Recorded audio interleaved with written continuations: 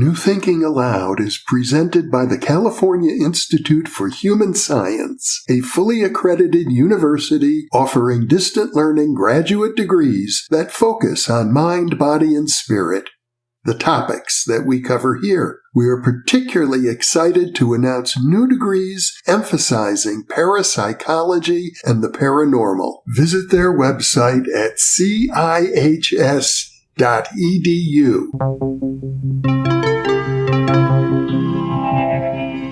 Thinking Aloud.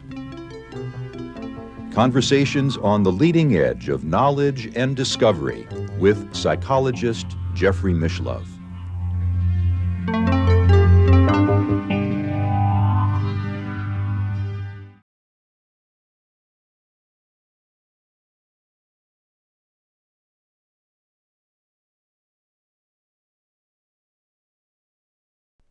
Hello and welcome. I'm Jeffrey Mishlove. Today, we'll be experiencing part 2 of a new vision of the unexplained. My guest today is Professor Jeffrey Kripal, who is the J. Newton Rayzor Professor of Philosophy and Religious Thought and the former chair of the Department of Religious Studies at Rice University in Houston, Texas.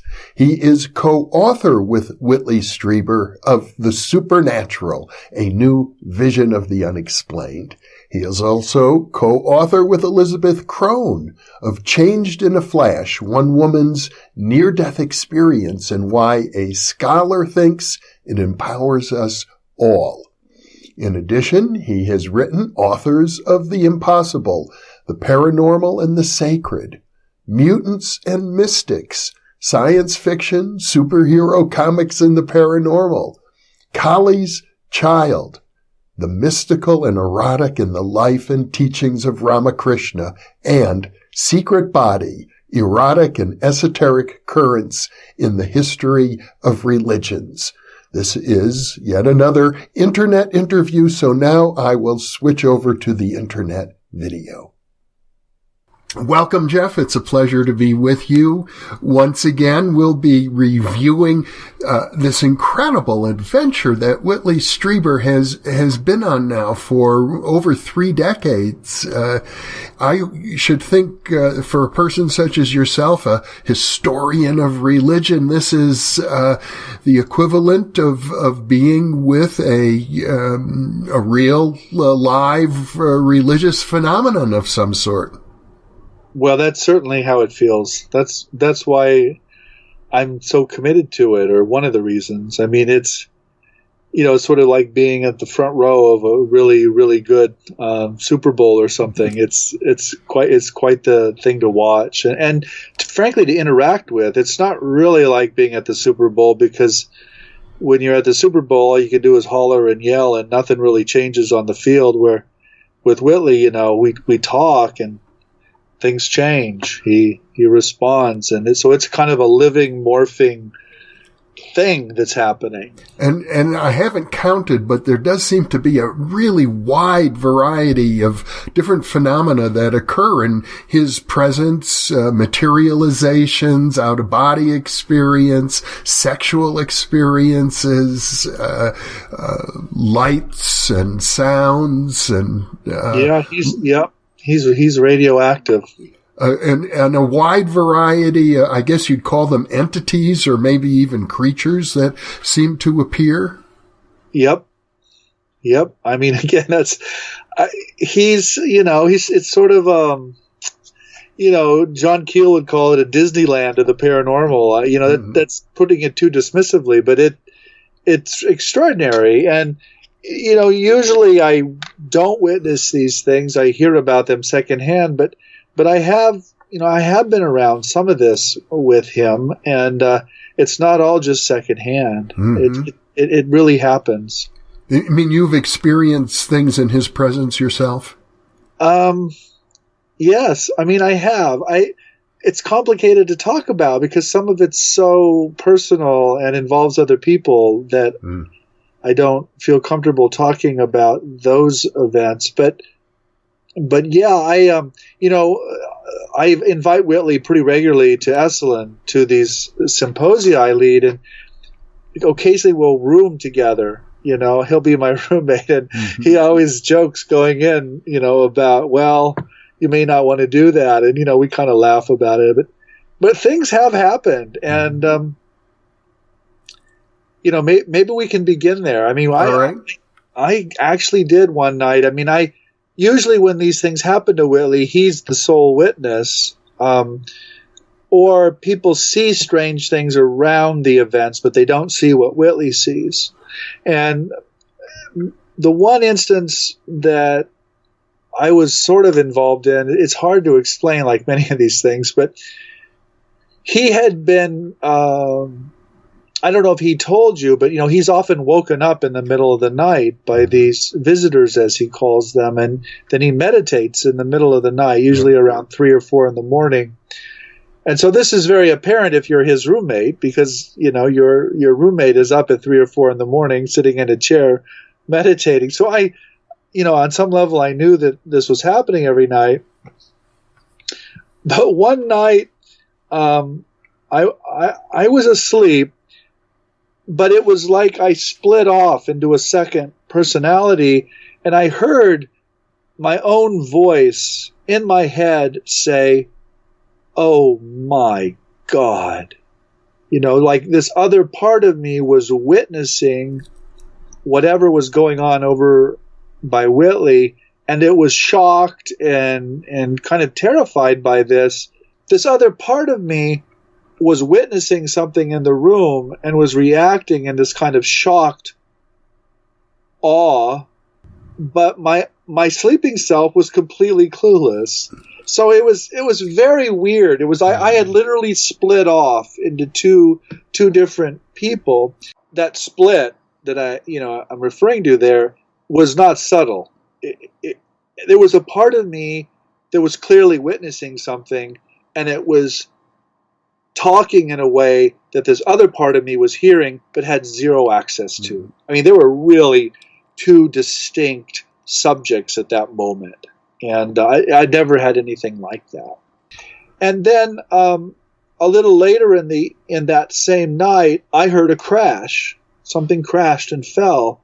But again, it was in my head that I heard this, and I wasn't for sure that it was in the room. And I woke up. I mean, the crash was so loud, I woke up and I looked all around the room, and nothing had fallen, nothing had broken. So within the course of about 2 hours there, some part of me had witnessed something that the other part of me hadn't, and something had mimicked or replicated a crash. Mm-hmm. And, I woke up the next morning and, of course, told Whitley about it, and then he went on to explain what he had experienced that night, which is essentially the visitors again. So I don't know. Is that a direct experience? Well, sort of. Yeah. But not direct to this Jeff you're talking about. You're talking to right now. It's very personal, but I don't think it would count very much in a parapsychological discussion of evidence. No, it's not evidence at all. Yeah.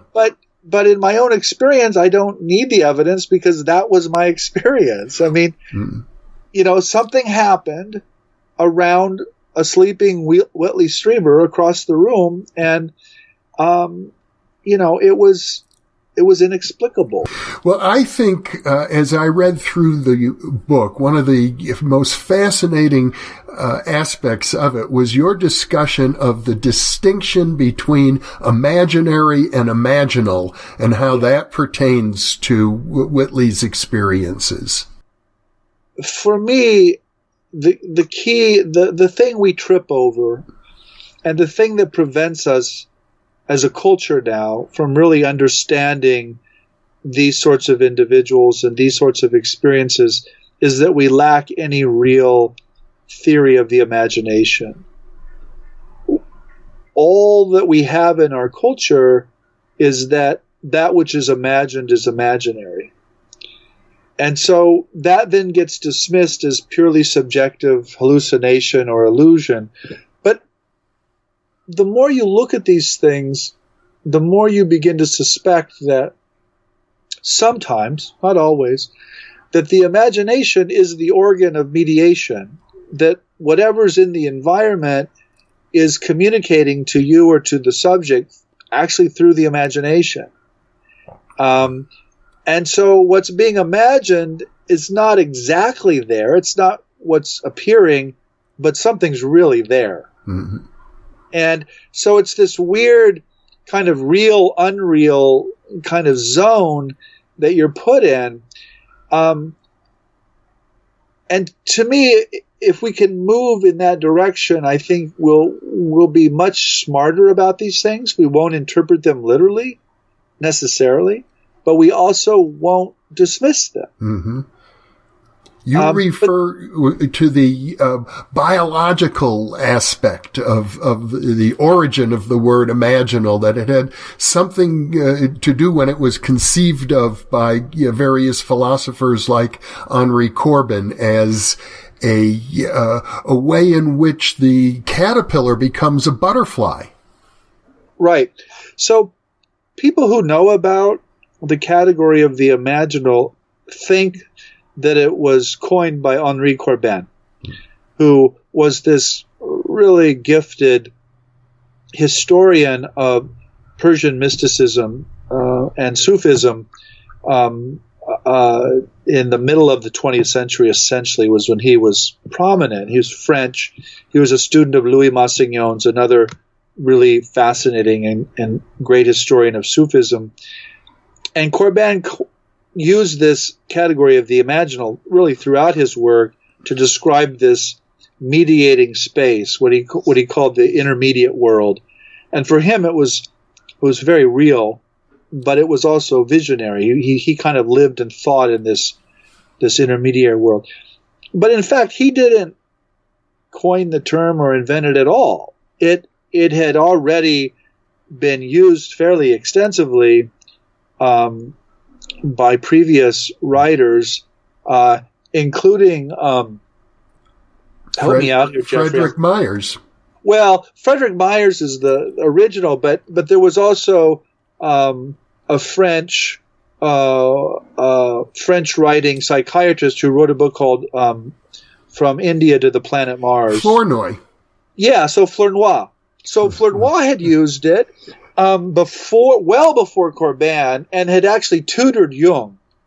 And so Jung got it from Flournoy, but Flournoy got it from Frederick Myers. Mm-hmm. Frederick Myers, I think, is the real source of this term.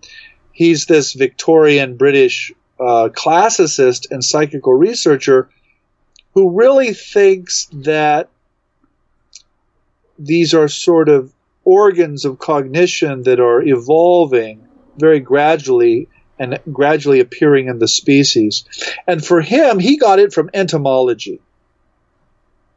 19th century entomologists distinguished between the larval stage of an insect and the imaginal stage of an insect.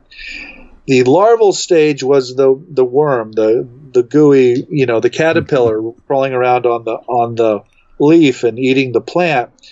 The imago, or the perfect image, or the imaginal form of the insect was, in this case, the butterfly. So when Myers described things like telepathy and apparitions of the dead and precognition, when he described those as imaginal forms of experience, he meant this sort of evolutionary sense of something moving from a larval immature stage to a more perfect developed stage. Mm-hmm. And then that gets picked up by Flournoy and Jung and eventually Corbin, and it takes on a life of its own. Mm-hmm. But it really, I think, goes back to Myers and ultimately to entomology. And if we apply that to human beings such as ourselves, you, me, and Whitley, the suggestion is that there's further evolution ahead of the human species, and that these experiences may be part of an evolutionary process. That's right. That was clearly Myers' belief. Mm-hmm. He believed that what he called supernormal experiences, which we now call paranormal, but it's very much related, were buds, kind of. They were sort of evolutionary buds that were trying to push through, the dirt, as it were, and to appear. And, Myers told this funny story of all of these caterpillars sitting around chewing on their leaf, and this beautiful butterfly comes in and lands, and the caterpillars are like, what the hell? What's that? So they had almost no conception that they themselves will eventually mature into this flying winged thing that looks nothing like them and yet is them. Mm-hmm. And that's what Myers really felt about this whole realm we're talking about. Mm-hmm.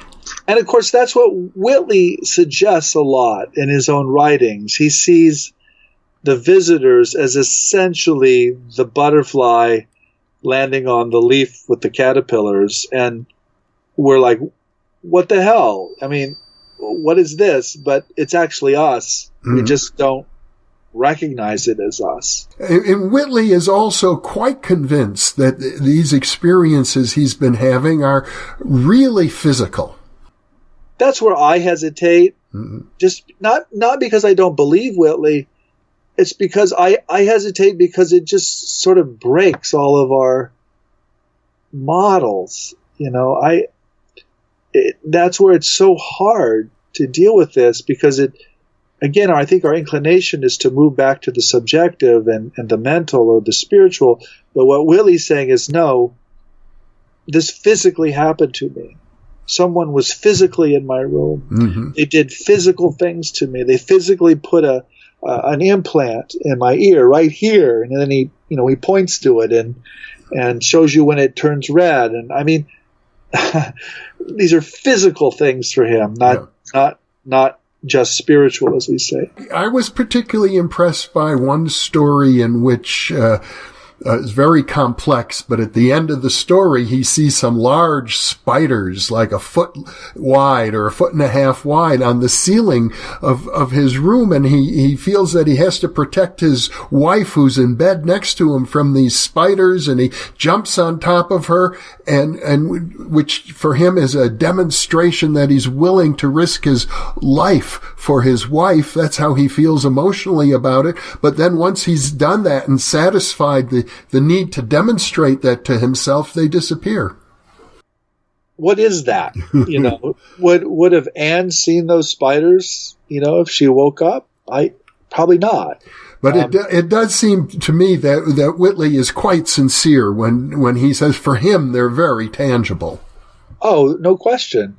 No question. The man is not lying. He's not making stuff up. He's trying to be honest with his readers about what he experienced, what he saw, what he felt, what was done to him.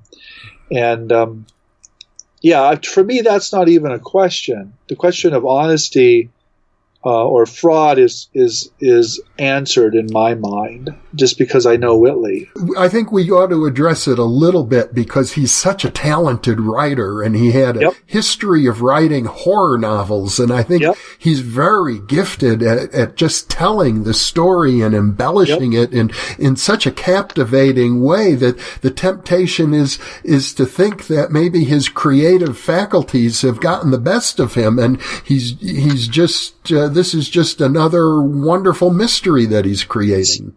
So I think there's two things to say. One is, I really believe these experiences are about his literary genius. I think they're aimed at creativity and the production of the novels and the books. I think they're intimately linked to that. So that's one thing to say.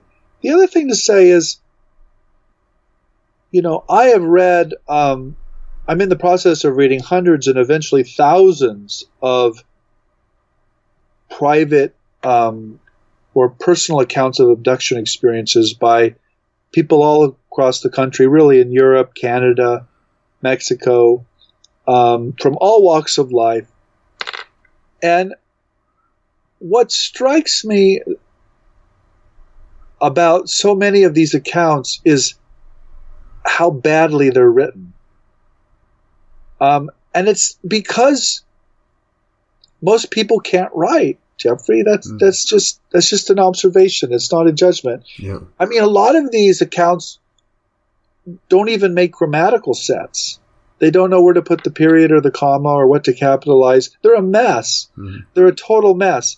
And so when you read them as a reader, it's hard to take them seriously because the form they come to you in is just such a mess. But I also know on another level that actually the literary form or disform of the expression probably has nothing to do with the genuineness and power of the original experience. But I think we confuse those, And so when you get someone like Whitley Strieber, who not only has these hundreds of these extraordinary experiences, but is a professional writer, then you get this kind of wow effect. And then that makes you suspicious. But I think personally we should have the opposite response, is thank goodness we finally have someone who can write and can articulate what happened to him or her, because that's really rare. So I think we should be approaching Whitley's books as sort of, literary gifts that are precise and accurate in a way that other accounts cannot be. Again, for no moral fault of the person writing, but the person simply cannot write a sentence. Now, you list several reasons why you accept Whitley's experiences as authentic. One of them is that when he had his initial contact back in 1985, there was a huge UFO flap going on in upstate New York for a period of actually decades prior to that. So his experiences fit into a well-known context. Yeah. I don't have any doubt that these things happened to Whitley because of that broader context, and not just that Hudson Valley century-long context. I mean, we're talking about millennia of religious experience of strange creatures coming from the sky and doing even stranger things to us. So this is nothing new. This is as old as it gets. This is as universal as it gets. This is as religious as it gets. None of that means I believe the mythologies or the religions that spin out of these experiences. I don't, actually.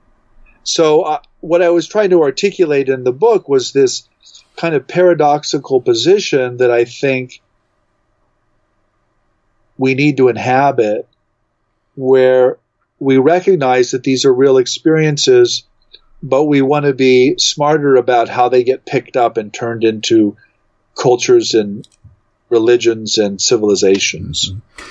In an earlier conversation, you and I talked about your recent book, Secret Body, and there you mentioned that you had actually had an experience of your own that resonated quite a bit with some of the claims, some of the strong claims Whitley had made about, for example, having a powerful sexual experience with this female entity that he called a visitor. Right. Yeah. I mean, again, that's another reason I believe Whitley is I had a similar experience. Now, when I had it in 1989, I was living in Calcutta, or what is now Kolkata, and it was in the context of a Hindu tantric ritual and set of cultural beliefs. And it made total sense in that cultural context. But it also makes really good sense in Whitley Strieber's visitor context. I could go either way easily. But actually, I don't believe the one any more than I believe the other. That's the point, is it can fit into all of these cultural contexts and all of these mythologies almost effortlessly. And to me, that's the power of these experiences, but that's also why we, I think, need to step back a bit. You're suggesting, I think Whitley is also suggesting, that what we need to get at is the underlying phenomenology that leads people to interpret them in terms of religions or in terms of a UFO mythology or the little people or some other form of folklore. Right. And, there may not be an underlying phenomenology. I mean, the visionary apparition might itself be the phenomenology, might be what is appearing to us, but there is something behind that or underneath that we may never be able to describe or put our finger on. But I think we can still recognize that these experiences share a lot of features across cultures and times, and they're also very different. Mm-hmm. And this is why, at the end of the day, I'm always, preaching for better forms of comparison. How do we negotiate those samenesses and those differences? You describe a particular methodology that is used in the humanities. It was a very elegant description of what we call hermeneutics. And let's go into that, because I've never read a better description of it than the one you put forth in that book. Well, thanks. So hermeneutics is a Greek-based word. It actually goes back to the god Hermes, who was a trickster, by the way, so that should key us off right away.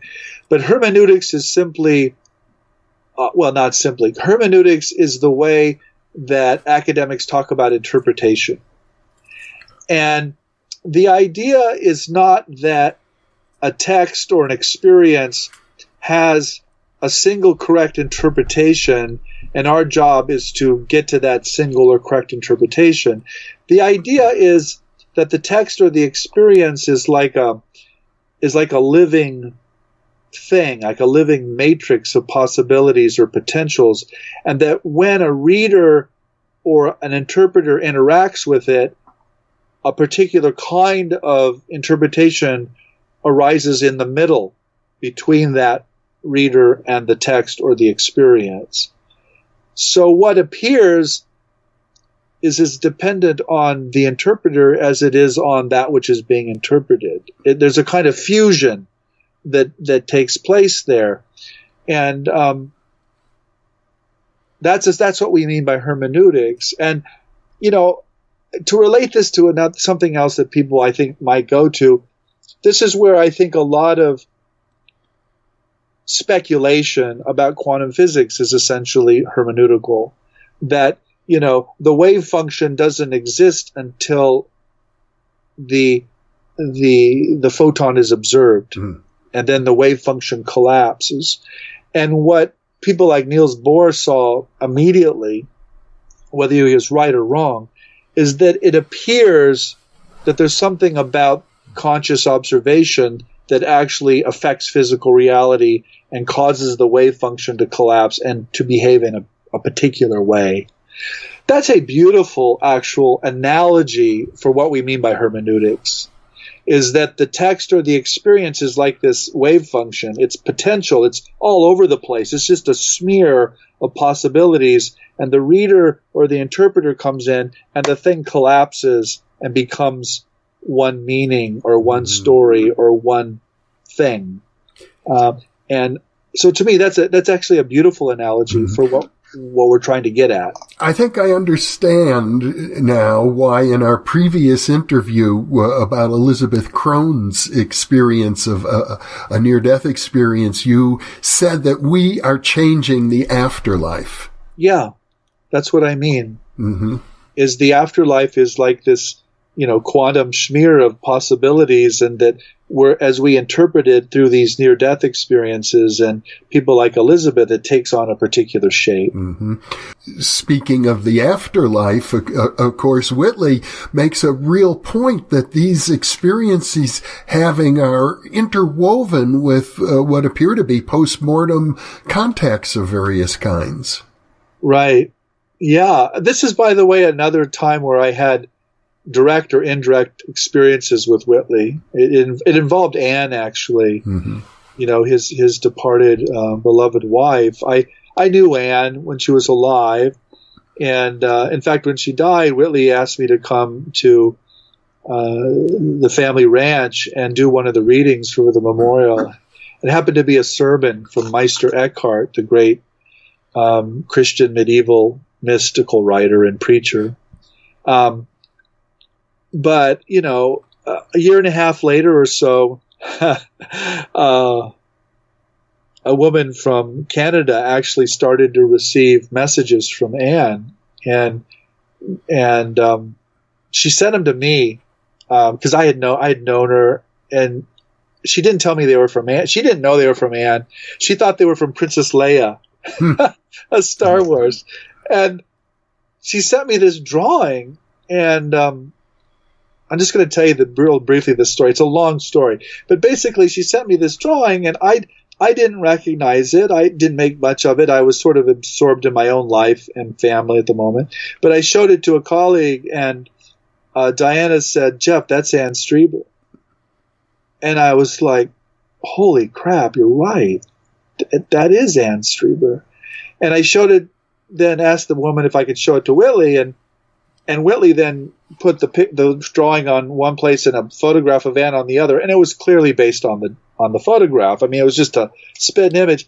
But as I looked at the drawing more and more, I realized that the word Anne was written dozens and dozens of times all through the hair and the face and the nose, and that the artist had somehow unconsciously written Anne probably 20, 30 times. And so anyway, this story spins out, but the upshot is that we came to this conclusion that it appeared that Anne was communicating with Whitley through this little social network that we had, and that each of us was providing a piece of the puzzle. Diana had a piece, I had a piece, this woman from Canada had a piece, and none of it would have come together without all of us. So it was as if there was like this sociology of a seance going on, across hundreds and thousands of miles, and the result was Whitley having a really profound, quite moving encounter with his dead wife. Well, this sounds quite reminiscent to me of what was at one time known as the cross correspondences. Yeah, I thought of that. It wasn't quite as complicated as that, but it clearly had that feel that with this particular paranormal event, there was no way to read it as just one person's private experience. It actually made no sense to the woman to whom it first appeared. It only took on meaning through this social network. Well, and that was the strategy presumably employed by Frederick Myers, who we spoke about earlier. Yeah. After his own death, it seemed as if he was attempting to establish proof of his postmortem existence by communicating through different mediums on different continents even, and giving them pieces of a puzzle that only made sense when the pieces came together. I know. I thought of that when it was happening. As if Anne was really trying to provide proof of her postmortem existence. Well, we were all convinced. Mm-hmm. And here, Jeffrey, I talk about the two bars. So, to take this communication from Anne, the first bar, the low bar, is these experiences explain to me perfectly reasonably why people historically have believed in an afterlife, why they believe their loved ones survive, why they believe there's something like a soul. Once you have this experience, it's really impossible not to entertain those ideas and maybe to believe them. Mm. And it's clearly impossible then to think that people are irrational or unreasonable for holding those views, because it just happened to you. You can't deny that. Okay? So that's the low bar, why people believe impossible things. The high bar is these impossible things are true, right? Mm. I actually can't get over that high bar. I can't get my readers over it. I can't get my listeners over it. I don't think it's possible, actually, to get people over that bar. But I think it's very possible to get over the low bar, And I think once we make that distinction, it may be true. I personally think it's true, but it may not be true, and I don't think we can prove it. Mm. I don't think this is a matter of science. I don't think it's pseudoscience. I don't think it has anything to do with science. I think it has to do with people experiencing these things, and they're not repeatable, they're not measurable, but they're certainly part of our reality. And I think it's very easy to get over this bar, but it's very hard and perhaps not even possible to get over the high bar. Mm-hmm. I know that you wrote in your book that you don't want people to make the mistake of thinking that you believe Whitley is the equivalent of, let's say, a Hebrew prophet. But when I listened to him yesterday, he came across very much in that vein, in particular with regard to his interest in ecology and in saving the planet from the destruction that humans seem to be creating. And he seemed to feel that he had been downloaded, I think was the word he used. They downloaded information for him that would be important that we could use to clean up the problems that we have on the planet right now, and he seems so desperate to get people to listen to him on that score, and so hurt when his ideas are rejected. He's not like the Hebrew prophets in the sense that we no longer have a recognized institution of prophecy in our culture. That's for sure. And the ancient Israelites seem to have. I mean, I'd like to talk to a historian about that, but it seems like they actually had, institutionalized really this notion of prophecy. Some of the greatest Hebrew prophets were actually employed at the court. I mean, they literally worked for the king. Mm-hmm. I mean, we don't have a prophet in the president's cabinet, to put it really mildly. Yeah. And what I did say about Whitley in this book, which I completely convinced of, I see Whitley as an American shaman, which is another way of calling him a prophet, but it's more indigenous. But he lives in a culture in which there are no shamans. So again, I think this is why Whitley suffers so, is he has these gifts. He has access to the other world. The other world is constantly speaking to him. He has messages for us as a public culture, but our public culture does not recognize that other world or the role of the shaman or the role of the prophet.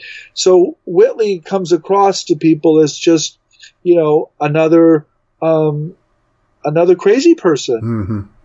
Mm-hmm. And all that means is we lack utterly any cultural context for what this man is experiencing. Well, one of the reasons I take Whitley very seriously is because many of his experiences are reminiscent of what I uncovered in a 10-year case study I did with Ted Owens, who called himself the PK Man and had all sorts of similar experiences to those reported by Whitley. And like Whitley, he worked throughout his life to interest scientists in what he had done and produce many, many demonstrations that seem to be evidence of psychokinetic abilities or perhaps even a telepathic connection with some sort of extraterrestrial or hyperdimensional beings. I love this book, Jeff. It sits here in my office right on my desk so I can tempt people with it. It's a very cool cover too, by the way. I think you're right. I mean, I think that's a really powerful comparison. And I don't know if you remember in the book with Elizabeth Krohn, but I have a whole section on lightning lore. Yeah. And this notion of getting hit by lightning and becoming a visionary or a shaman is very, very distributed and very old as well. But yeah, I just think you're right. I just think that's correct. And with the case, the Ted Owens case, there again, you have this really weird mix of something mental and something very, very physical. Mm-hmm. In this case, atmospheric. Mm-hmm. I mean, it's just, oh my God. Yeah. But I suppose the unique feature of Whitley's experience is that, in effect, it began with a rape. And he explained to me that he still suffers the physical consequences of having some sort of an instrument inserted into his rectum. Yeah. Yep. And again, that's not unique either. Trauma, physical trauma, sexual abuse, wartime trauma, emotional trauma, lies at the origin point of a lot of saints and prophets and visionary figures. There's something about trauma that cracks people open. I have a whole chapter in the book on trauma, actually. Mm-hmm. And of course, usually what happens with trauma is it just maims us forever. Yeah. And it's a horrible thing. I don't want to romanticize it in any way, but for some people, it cracks them open and they later develop these gifts or these abilities. I don't know if Elizabeth Krohn talked to you about this, but she traces her near-death experience not just back to the lightning strike, but to 6 years of being sexually abused as a little girl. Oh, yes, of course, we talked about that. And I don't mean an adolescent or a teenager. I mean a little girl. This poor thing was raped, essentially, for 6 years, and she learned to dissociate. Between the ages of 6 and 12, as I recall. Yeah, and Elizabeth is just adamant that ability to dissociate is what allowed her to survive the lightning strike. In your chapter, you relate trauma to trance. Yes. Yep. And to transcendence. Mm-hmm. Yep. I really believe that. And Whitley is just as clear about this. He has always, as far back as I can read him, maybe not in Communion, but certainly in the books after that, traced his visitor experiences back to his childhood trauma on a military base, and he could never remember what the abuse or trauma was, but he was always really clear about that. Mm-hmm. But he never says that the visitors are just psychic projections of this earlier trauma. He thinks the trauma, again, split him open in some way, and it allowed access with whatever the visitors are later in life. Mm-hmm. That's a different argument. Yeah, it is, but it also has this sense in Whitley's experience that he is being taken possession of, that these beings really want to control him, that they raped him as a way of breaking his spirit, and now he loves them. He almost worships these experiences in spite of all of the pain and discomfort. He describes it in the most positive terms with the biggest smile on his face. It makes him happy in a way that nothing else seems to do, especially since the death of his wife. Yeah. No, that's right. But that, again, I discussed this in the book, The Supernatural, this notion that the sacred is both terrifying, dangerous, and filled with awe and beauty is, again, that's how humans have responded to this presence for forever, or for as long as we can see back. The holy is not the good. The holy is the powerful, and the awesome. So, I mean, yeah, absolutely. Well, it seems as if humans are always fascinated with power and wish to accumulate more and more power, that we're drawn to it. It's touching the light socket. Do you really want to put the fork in the outlet on the wall? And you kind of do. And so it's how much power can you take? I mean, one of my guilty memories as a child was convincing my little brother to touch the electric fence on our grandma and grandpa's farm with a steel rod, and so that's not gonna kill you, but it's really gonna shock the heck out of you. Yeah. And there's something awesome about that experience, but there's also something bad about it. Mm-hmm. And most people, if they've had one experience like that, they don't go back for a second one. But Whitley seems to be different in that regard. Well, I don't think his experiences are touching the electric fence. I think, it's they have this ecstatic and as frankly aesthetic quality to them that is that draws one back in. Well, I personally am fascinated by the apparent, ostensible, real concrete physical aspects of this.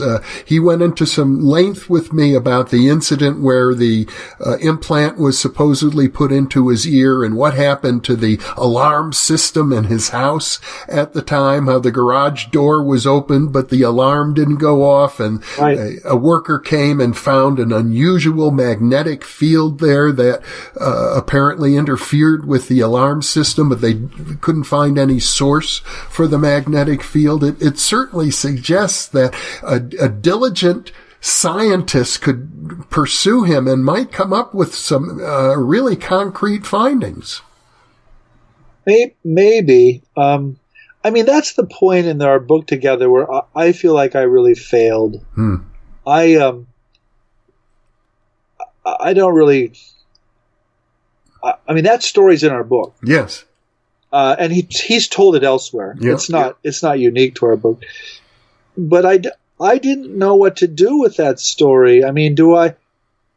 Because it implies that there are forces and there are human beings who are intentionally doing this to other human beings, under cover of darkness, as it were. And maybe that's true. I stumble there in the book, and basically I point out that actually getting objects implanted in your body is an old shamanic motif too. Right. And that maybe this was more of a visionary experience that Willie sort of translated into modern conspiracy terms.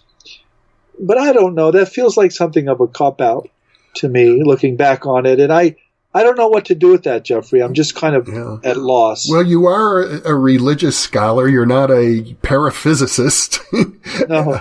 However, it seems to me that in the religious literature, there are various examples, I think, in the life of Abraham and the Hebrew Torah, where angels of God come, but they appear like humans.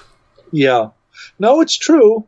No, you're right. And I do think there's something very physical or even electromagnetic about these events. I just, again, I'm not a physicist or an electrician, so I wouldn't even know how to begin to study those things. But you did speculate in your book that we may have I think the way you put it is that we may have a soul which is like a luminous plasma. Yeah. Well, that's Whitley's idea, and it's reasonable to me because, well, like with Elizabeth too, she sees auras around the human body. There's nothing really that outrageous about positing some kind of electromagnetic dimension to the human being. It seems like, the heart is basically an electrical system. Yeah. Clearly there is electromagnetic stuff going on. For sure. Yeah, there better be, or we're dead. So, this reminds me of a story. David Hufford is a friend of mine. I don't know if you've ever interviewed David, but he's written a wonderful book. It's right here. It's called "The Terror That Comes in the Night," and he's studied sleep paralysis among other things. But David is of the conviction that sleep paralysis events, at least some of them, cannot be explained away, and that there do appear to be some kind of entities that interact with humans during these events. But he also wrote this book with this woman who had this massive kind of mystical opening in which the world became light for like days. And I remember asking David about what that meant. And what do you mean light? What do we mean when we say, I saw the light? Or, is this the same thing as photons and me turning on a light? Is it or is it not? And David said, well, I actually asked, I think her name was Genevieve. I actually asked Genevieve whether she could read a newspaper by this light that she saw for, like, again, days. And she said no. So that to me is that's a really significant hint. Yeah. It doesn't mean the light wasn't there. It doesn't mean there is no such light. It just means we're probably talking about a physics or a light that is not what the physicists are talking about with photons. Well, I understand that perfectly well because I experience tinnitus from time to time. It's a very distinct sound. I can hear it as if there were a bell ringing in the room, but I know nobody else can hear it but me. Yeah. Oh, and it's your eardrum, right? Well, I'm not quite sure where it's produced. I assume somewhere in the brain, but yeah. So again, what is the nature of these plasmas, or what is the nature of this electromagnetic? Is it electromagnetic, or is it just some other kind of exotic energy or life force that we just don't even have language for? I don't know. Yeah. I don't know, of course. But you do write about other instances, for example, when people see these glowing orbs. Yeah. It's not just the experience of seeing a strange light hovering in the room or in the garden near you. It often involves an experience of ecstasy. Yeah. I mean, you could write a whole history of religions around orbs of light. I mean, that's kind of what the history of religions is, right? From St. Paul to, the burning bush. I guess it starts somewhere way back there. Yeah. But yeah, they have a subjective component and they have an objective component, and those two things are resonating, are working off each other. And of course, I think the deeper metaphysical question that you're getting at in your work with Whitley, and what strikes me when you talk about a new vision of the unexplained, is the notion that consciousness itself, how can I put it? Maybe the simplest way to say it is that consciousness is capable of manifesting or creating phenomena in the physical world. That's basically what we call psychokinesis. That may be much more widespread than we realize. And if you want to take that further, maybe the physical world is a manifestation of consciousness. I mean, that's what a lot of these figures would say. Mm-hmm. I mean, that's what we call idealism. But I think that's on the table here. Certainly our mutual friend Bernardo Kastrup has gone a long way to articulating in very precise language the argument for exactly that, the idealist position. Yeah, and I'm very sympathetic to that. I think what you end up concluding, if you look at this stuff long enough or you interact with it closely enough, and most people can't, of course, I understand, is that consciousness is not just something going on in your brain, that it's somehow interwoven into the physical universe all around you as well. It's as basic and fundamental as gravity. But what that means, I don't know. I don't know where we go with that. Well, you conclude the book, as I recall, with a very interesting metaphor. You suggest that perhaps we are like the fictional characters in a movie, but we're also the author of the movie at the same time. Yeah. Now that I actually do believe. That was the basic idea of the authors of the Impossible book, right? I mean, that we're writing this stuff, but also experiencing it within it. We don't. That was the argument of the book with Elizabeth too. That we're scripting these things, but not individually. We're scripting them as cultures and families and generations, and then our descendants experience the world in these terms, and they think that's somehow external or objective, but actually, we wrote it. And again, that doesn't mean it's just a series of fictions. Because of course the author of all of that is quite real.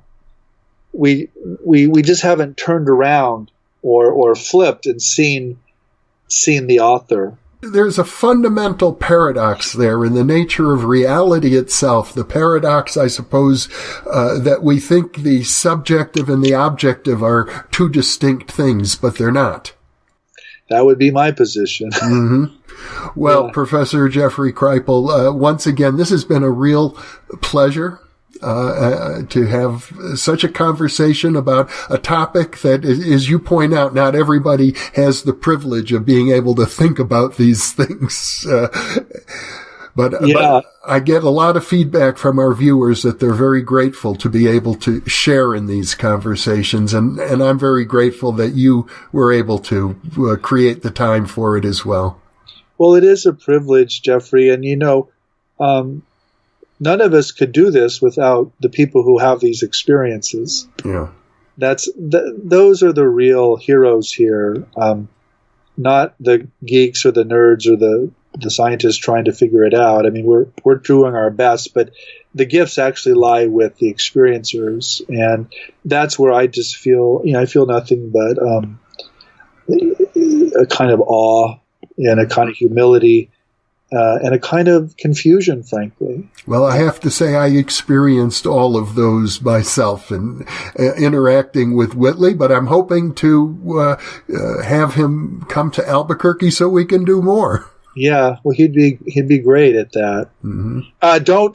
You might want to think twice about rooming.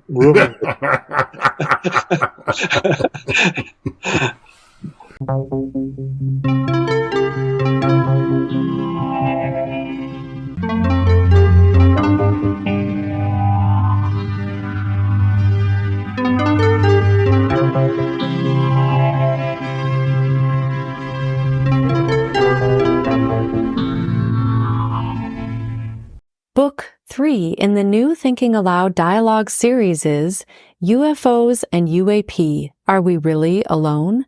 Now available on Amazon. You can now download a free PDF copy of issue 7 of the new Thinking Aloud magazine or order a beautiful printed copy.